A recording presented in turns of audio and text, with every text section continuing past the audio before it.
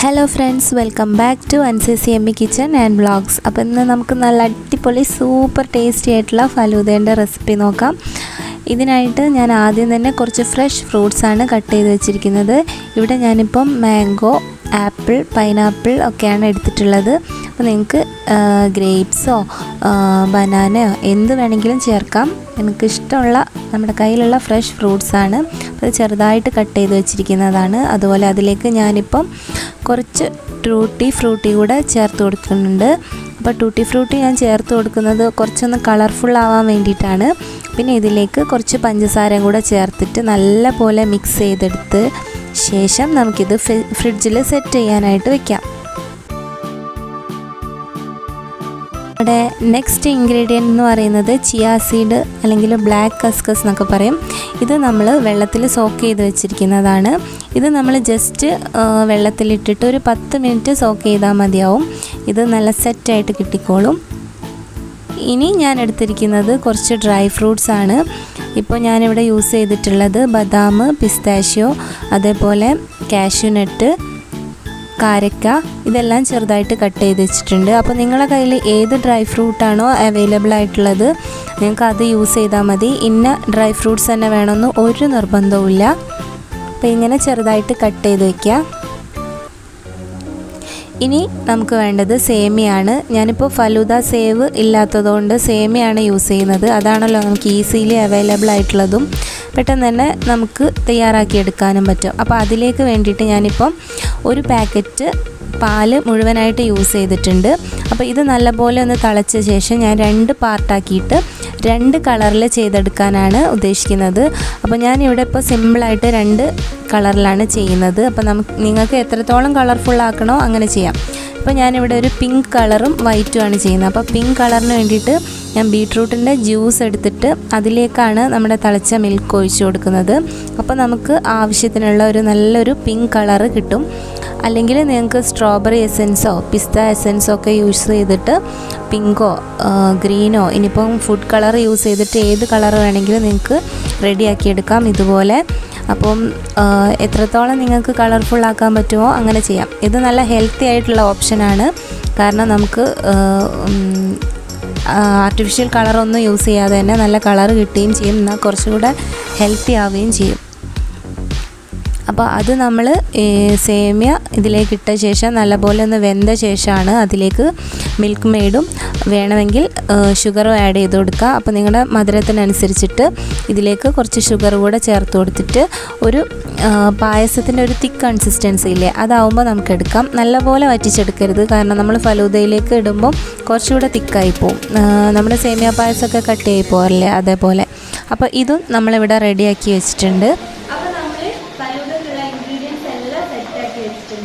അപ്പോൾ നമ്മുടെ ഈ പിങ്ക് കളർ സേമിയ, വൈറ്റ് സേമിയ, പിന്നെ ഐസ്ക്രീം, പിന്നെ കുതിർത്ത് വെച്ചിട്ടുള്ള കസ്കസ്, ടൂട്ടി ഫ്രൂട്ടി നമ്മളത് ഡെക്കറേഷന് വേണ്ടിയിട്ടാണ് യൂസ് ചെയ്യുന്നത്. അതുപോലെ മിക്സ് ചെയ്ത് വെച്ചിട്ടുള്ള ഫ്രൂട്ട്സ്, ഇതിൽ നമുക്ക് ഗ്രേപ്സ് ഒക്കെ ആഡ് ചെയ്യാം കേട്ടോ. ഞാനിവിടെ യൂസ് ചെയ്തിട്ടില്ല.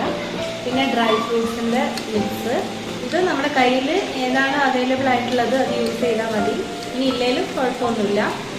പിന്നെ ഇത് നമ്മൾ ജസ്റ്റ് ഡെക്കറേഷന് വേണ്ടിയിട്ട് നമ്മുടെ ന്യൂട്ടെല്ല യൂസ് ചെയ്യാം. ഇത് ചോക്ലേറ്റ് സിറപ്പാണ്. അപ്പോൾ അത് നമുക്ക് ജസ്റ്റ് ആദ്യം തന്നെ ഒന്ന് ഡെക്കറേറ്റ് ചെയ്ത് കൊടുക്കാം.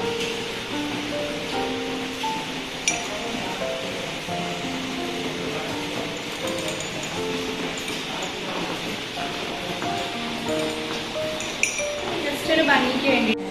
അപ്പോൾ നിങ്ങളുടെ കയ്യിൽ ചോക്ലേറ്റ് സിറപ്പോ ന്യൂട്ടെല്ല ഒന്നും ഇല്ലെങ്കിൽ റോസ് സിറപ്പോ അല്ലെങ്കിൽ സ്ട്രോബെറി ക്രഷോ അങ്ങനെ എന്തെങ്കിലും ചെറുതെണ്ണ കയ്യിലുള്ളത് അത് ഡെക്കറേറ്റ് ചെയ്തെടുക്കാൻ വേണ്ടിയിട്ടാണ്. ഇത് ഓപ്ഷണലാണ്.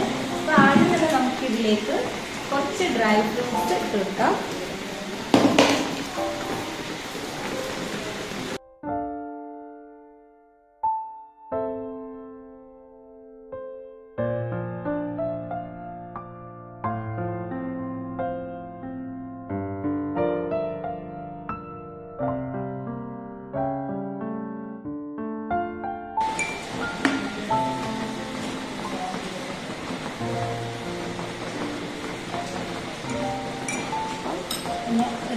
കളർഫുള്ളായിട്ട് കാണാൻ വേണ്ടിയിട്ട് കുറച്ച് വൈറ്റ് കളറും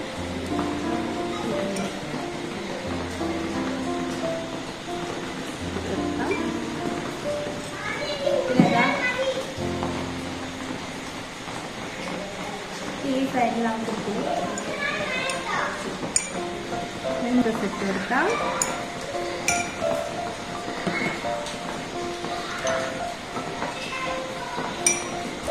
ഇനി നമുക്ക് അതിലേക്ക് നമ്മുടെ ഫ്രൂട്ട്സ് കട്ട് ചെയ്ത് റെഡിയാക്കി വെച്ചില്ലേ ആ മിക്സ് ഒന്ന് ചേർത്ത് കൊടുക്കാം.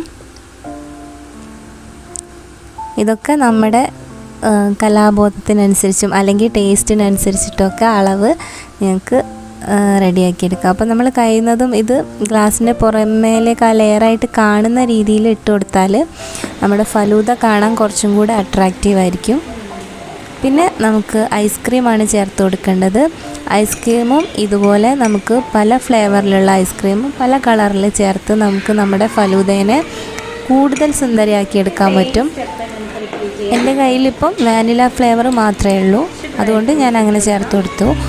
ഇനി നമുക്ക് സെയിം സ്റ്റെപ്പ് റിപ്പീറ്റ് ചെയ്യാം. ഡ്രൈ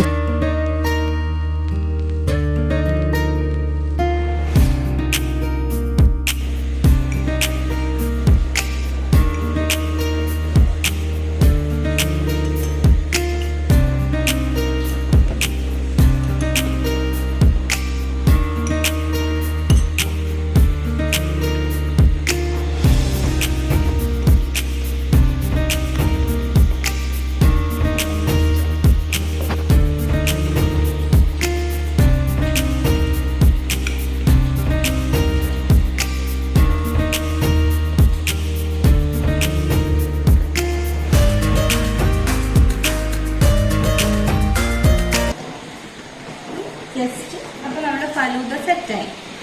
ഇനി നമുക്ക് എന്താ വേണ്ടത്, ജസ്റ്റ് ഒന്ന് ഡെക്കറേറ്റ് ചെയ്ത് കൊടുത്താൽ